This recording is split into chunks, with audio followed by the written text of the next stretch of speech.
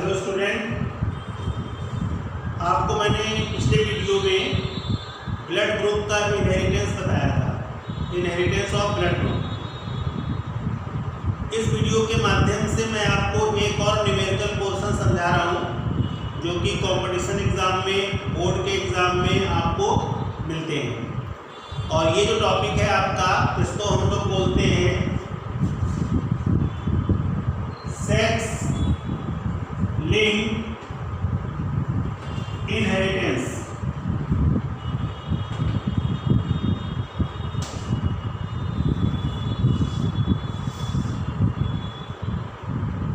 ठीक है, लिंग गुणसूत्र के माध्यम से, जो लिंग गुणसूत्र होते हैं उनके माध्यम से जो लिंकेज कैरेक्टर है उनका माता पिता से संतानों में ट्रांसफर होना।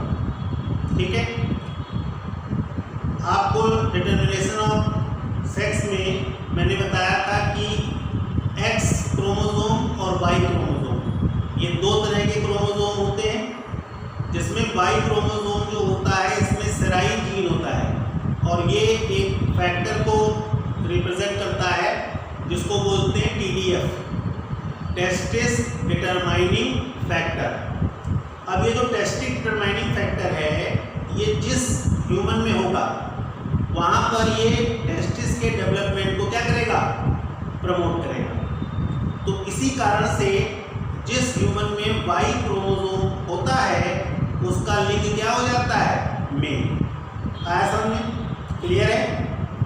तो यहाँ पर हमारे पास दो मेन क्रोमोसोम होते हैं, एक एक्स और दूसरा वाई। अब देखो होता यह है कि कुछ सोमेटिक लिंकेज होते हैं, इसमें आप लिंकेज का जो पॉइंट है ये जब मैं आपको किसी दूसरे वीडियो में डिटेल में बताऊंगा।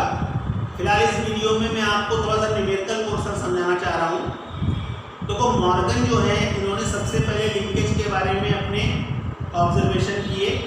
इन्होंने फ्रूट फ्लाई ड्रोसोफिला पर अपने एक्सपेरिमेंट किए और इन्होंने ये बताया कि जो क्रोमोसोम्स होते हैं, जो आपके लिंकेज कैरेक्टर्स होते हैं, वो जब क्रोमोसोम पर आते हैं तो वो परमानेंट लिंक हो जाते हैं, फिर वो उस क्रोमोसोम से अलग नहीं होते हैं।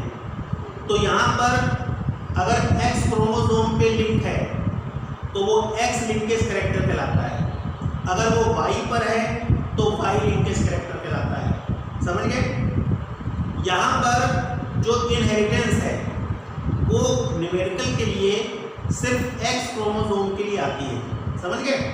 और इसको हम लोग क्या बोलते हैं, इसको हम लोग बोलते हैं एक्स लिंकेज कैरेक्टर।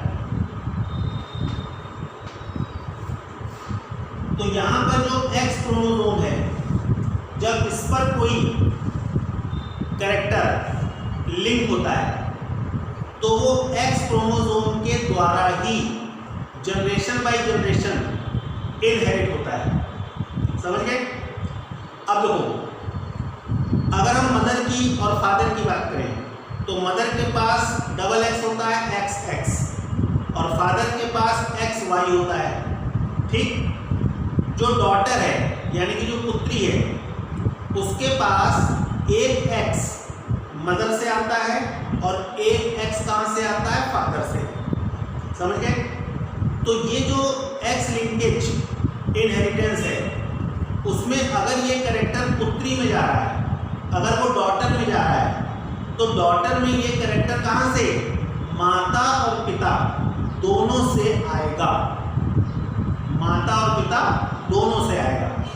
तो बात को आप ध्यान से समझ लीजिए कि भाई अगर हम मदर की बात करें डबल एक्स है, फादर की बात करें एक्स वाई, अगर हम इसको क्रॉस करेंगे तो ये एक्स और ये एक्स जब आपस में कंबाइन होंगे तो यहाँ डबल एक्स होगा और यहाँ पर जेंडर क्या हो जाएगा, ठीक है, गर्ल।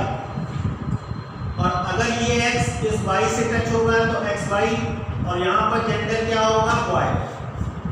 देख रहे हैं? तो सिंपल है, अगर गर्ल में ये कैरेक्टर जा रहा है तो मदर और फादर दोनों इसके लिए क्या होंगे, रिस्पॉन्सिबल होंगे। लेकिन अगर ये बॉय में जा रहा है, बॉय में, तो बॉय के लिए इस कैरेक्टर की जो रिस्पॉन्सिबिलिटी है वो केवल किसकी होगी, मदर की। समझ गए, सिंपल है। तो पुत्रियों में ये लक्षण माता और पिता दोनों से जाता है, लेकिन पुत्र में, बॉयज में ये लक्षण किससे आता है, केवल माता से। इसमें पिता का कोई रोल नहीं होता है। बोलो इनकी बात समझ में आई, क्लियर है।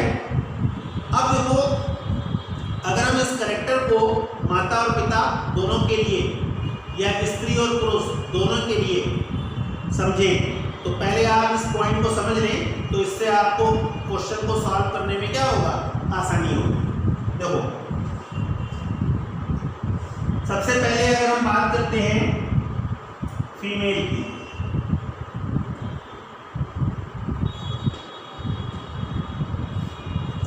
और फीमेल के पास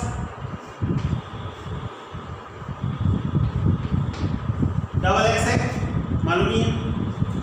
तो यहाँ पर अगर फीमेल के पास डबल एक्स है और किसी एक एक्स पर लिंकेज कैरेक्टर है, किसी एक एक्स पे लिंकेज कैरेक्टर है और दूसरा एक्स जो है वो कैसा है, नॉर्मल है, तो ऐसी कंडीशन में यहाँ पर मेंडल का फर्स्ट लॉ लगेगा।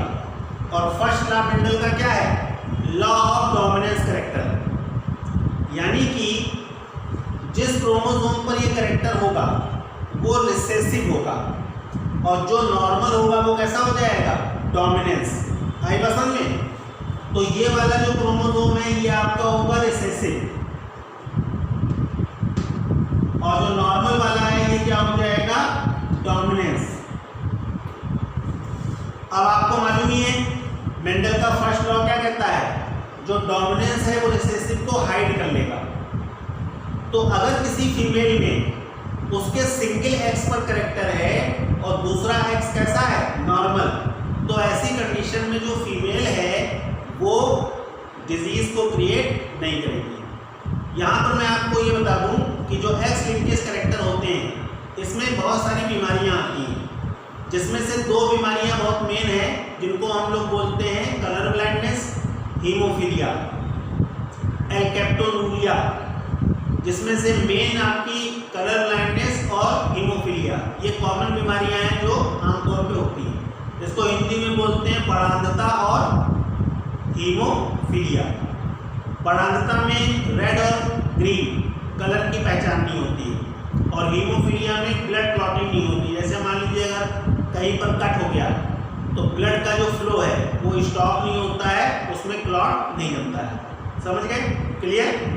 तो यहाँ पर ये जो कैरेक्टर है इसमें ये जो वुमेन है, ये जो फीमेल है, ये रिसेसिव क्रोमोसोम के होने के कारण, डोमिनेंस अदर क्रोमोसोम के होने के कारण इस डिजीज को शो नहीं करेगी। बट इसके पास ये कैरेक्टर है, ये इस कैरेक्टर को नेक्स्ट जनरेशन में क्या करेगी, पास करेगी। ठीक है। तो ना तो ये स्वस्थ है और ना ही ये पेशेंट है, ना ही ये रोगी है, तब इसको हम क्या नाम देंगे, इसको हम बोलेंगे कैरियर, या इसको क्या बोलते हैं, वाहक। तो अगर किसी भी न्यूमेरिकल में, अगर किसी भी क्वेश्चन में आपसे कहा जा रहा है कि स्त्री कैसी है, वाहक या फिर कैरियर, तो उसका सिंबल क्या हो जाएगा, ये एक एक्स पे कैरेक्टर होगा और दूसरे एक्स पे कैरेक्टर नहीं होगा। बोलो आ गई बात समझ में, क्लियर है। अब देखो, अगर मान लो दोनों एक्स पे कैरेक्टर हो जाए, तो जब दोनों एक्स पे कैरेक्टर होगा तो सिंपल सी बात है, इसमें डोमिनेंस कुछ रहा ही नहीं और दोनों रिसेसिव मिलके क्या करेंगे, अपने कैरेक्टर को एक्सपोज कर देंगे। तो ऐसी कंडीशन में ये जो फीमेल है वो क्या हो जाएगी, रोगी हो जाएगी, पेशेंट हो जाएगी। अब यहाँ पर जो रोगी की बात है ये आपको थोड़ा सा ध्यान रखना पड़ेगा कि वो किस बीमारी के लिए क्वेश्चन पूछा गया है। अगर मान लो कलर ब्लाइंडनेस के लिए पूछा गया है तो ये क्या हो जाएगी, कलर ब्लाइंड हो जाएगी। हीमोफीलिया के लिए पूछा गया है तो क्या हो जाएगी, हीमोफिलिक हो जाएगी।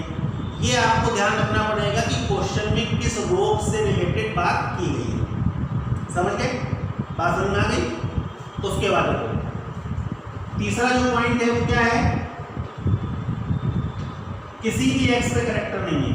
तो जब किसी भी एक्स पे करेक्टर नहीं होगा तो ये क्या हो जाएगी, नॉर्मल। तब इसको हम क्या बोलेंगे, नॉर्मल। क्लियर। तो फीमेल के लिए केवल 3 पेयर बनेंगे। पहला पेयर आपका बनेगा कैरियर, जिसमें एक एक्स पे करेक्टर होगा दूसरे पे नहीं होगा। दूसरा बनेगा रोगी। अब रोगी में कोई भी रोग हो सकता है, दोनों पे क्या होगा, लिंकेज करेक्टर होंगे। और तीसरा हो जाएगा जब कोई करेक्टर ना हो तो नॉर्मल हो जाएगी। क्लियर हो गई बात। अब हम बात करेंगे मेल की। देखो मेल की बात करेंगे तो वो मेल में आपका क्या होता है, एक्स वाई। अगर मान लो एक्स पे करेक्टर है तो वो एक्स पे करेक्टर होने पर इसका जो एलीलिक ग्रुप है वो वाई है। तो एलीलिक ग्रुप के वाई होने पर इसका जो करेक्टर है वो सप्रेस नहीं होगा, वो दबेगा नहीं, वो हाइड नहीं होगा, वो छिपेगा नहीं, वो एक्सपोज हो जाएगा। तो ऐसी कंडीशन में अगर कोई मेल है और उसके एक्स पे करेक्टर है तो वो एक्सपोज होगा, वो हाइड नहीं होगा। और इस तरह से ये क्या हो जाएगा, ये हो जाएगा पेशेंट या फिर रोगी। और अगर एक्स पे करेक्टर नहीं है तो ये क्या हो जाएगा, नॉर्मल। तो मेल के लिए जो कंडीशन है वो सिंपल सी है, 2 ही करेक्टर बनेंगे, या तो रोगी होगा और या फिर रोगी नहीं होगा। अगर रोगी है तो उसके एक एक्स पे जो सिंगल एक्स है उस पे करेक्टर होगा, और अगर वो नॉर्मल है तो करेक्टर नहीं होगा। आगे बात समझिए। तो ये जो मैंने आपको बताया है ये आपको समझाने के लिए बताया है, इसको आप अपने दिमाग में हमेशा याद रखेंगे। अब कोई भी न्यूमेरिकल आपको मिलता है तो आपको सिर्फ क्या करना है, पेयर बनाना है। किसका, मदर का और फादर का। सिंपल, समझ गए। जैसे मान लो मैं एक एग्जाम्पल आपको बताता हूं। जैसे मान लो नॉर्मल, ठीक है, वुमेन है। वुमेन कैसी है, नॉर्मल, ठीक। और कलर ब्लाइंड, कलर ब्लाइंड क्या है, मैन। एक नॉर्मल वुमेन का मैरिज एक कलर ब्लाइंड मैन से हुई और आपसे क्वेश्चन पूछा गया है कि इनकी जो ऑफस्प्रिंग है उसमें बीमारी का जो प्रतिशत है, परसेंटेज है, वो कैसे होगा। मान लो इस तरह से क्वेश्चन है, समझ गए, बहुत सिंपल। अगर नॉर्मल वुमेन है तो उसका जो करेक्टर है वो क्या होगा, ये वाला, जिसमें नॉर्मल का मतलब कोई लिंकेज नहीं। और कलर ब्लाइंड मैन है तो कलर ब्लाइंड मैन का मतलब उसके एक्स पे करेक्टर होगा। देखो यहाँ पर ये हो जाएगा नॉर्मल और ये हो जाएगा इसके एक्स पे करेक्टर होगा। अब जब क्रॉस करोगे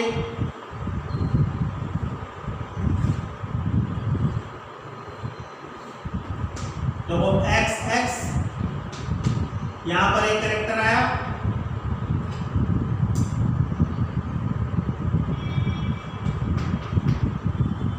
फिर एक्स वाई, कोई करेक्टर नहीं आया, यहां पर एक्स एक्स करेक्टर आया, एक्स वाई कोई करेक्टर नहीं आया। तो लोगों यहां पर ये दोनों जो हैं, कौन, वाई, ये तो हो जाएंगे नॉर्मल क्योंकि इनके एक्स पे कोई करेक्टर नहीं है, तो ये नॉर्मल हो गए। और गर्ल में देखो इसके एक्स पे भी करेक्टर है और इसके एक्स पे भी, तो दोनों जो गर्ल हैं ये क्या हो जाएंगी, कैरियर। तो अगर हम इसका आंसर देंगे तो क्या हो जाएगा, ऑल गर्ल्स आर कैरियर। किसके लिए, कलर ब्लाइंडनेस, क्योंकि यहाँ पर जो बीमारी है वो क्या है, कलर ब्लाइंड। समझ गए। अगर यहाँ पर कलर ब्लाइंड के स्थान पे हीमोफीलिया होता तो बीमारी कौन सी हो जाती, हीमोफीलिया। बोलो आई बात समझे। और जो बॉयज हैं ये नॉर्मल रहेंगे। क्लियर? सिंपल है। आपको क्वेश्चन को ध्यान से देखना है और क्वेश्चन को ध्यान से देखकर सबसे पहले आपको मदर और फादर यानी कि वुमेन और मैन इसका क्या करना है, पेयर बनाना है। और पेयर आपको कहाँ से मिलेगा, यहाँ से। समझ गए? अगर कैरियर वुमेन है, नॉर्मल मैन है, तो कैरियर वुमेन का सिंपल क्या होगा, ये वाला सिंगल एक्स में कैरेक्टर। और नॉर्मल मैन का क्या हो जाएगा, ये वाला हो जाएगा कि नहीं? बात नहीं। इसी तरह से चाहे किसी भी एंगल से क्वेश्चन आए, आपको डिटर्मिनेशन ऑफ सेक्स जो मैंने आपको पिछले वीडियो में बताया था उसको ध्यान में रखना है। फिर मदर और फादर का पेयर बनाना है, क्रॉस करना है और क्रॉस करने के बाद जो रिजल्ट आए वो आपका आंसर हो जाएगा। आया समझ में? तो इस वीडियो के द्वारा मैंने आपको जो लिंकेज कैरेक्टर के, कलर ब्लाइंडनेस और हीमोफीलिया के जो न्यूमेरिकल पोर्शन आपको मिलते हैं बोर्ड के एग्जाम में या कॉम्पिटिटिव एग्जाम में, उसको मैंने आपको यहाँ पर सॉल्व किया है। ठीक है? तो ध्यान से आप इसको समझो। क्लियर?